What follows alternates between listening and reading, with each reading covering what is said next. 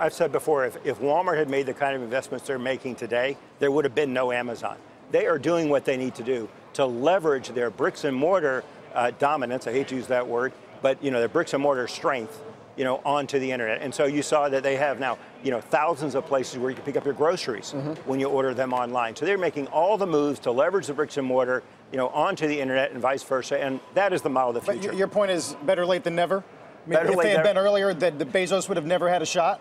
It certainly wouldn't have grown to the scale it is, and they wouldn't got the lead they have. Now, the second part of your question, John, related to these acquisitions they're doing. From my way of thinking, they're doing those because they're trying desperately to catch up.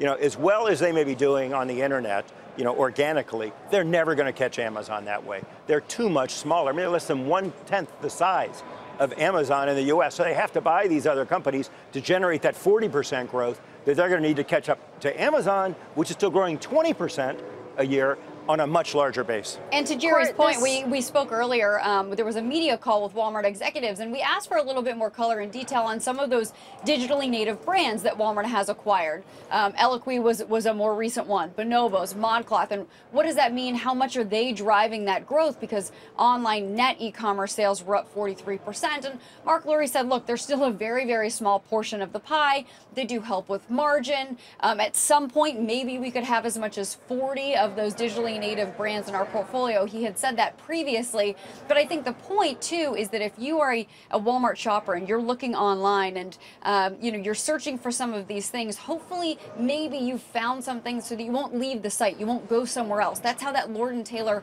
partnership works. Now, not all of those items, of course, are going to be sold on Walmart.com right now, but they're buying that expertise, they're buying that data to begin to figure that out. So I think, unfortunately, we haven't seen the fruits of that labor yet, but it is part of the bigger strategy. Both of these companies are competing to be the largest online marketplace. And if you saw Amazon's numbers last quarter, buried in the number was that their organic, first-party growth was only 10% in the U.S. It was the marketplace that was growing. Similarly, Walmart's going to have to grow both ways to catch up. Okay, quickly, before we let you both go, this Senator Sanders' proposal to stop Walmart Act and raise minimum wage.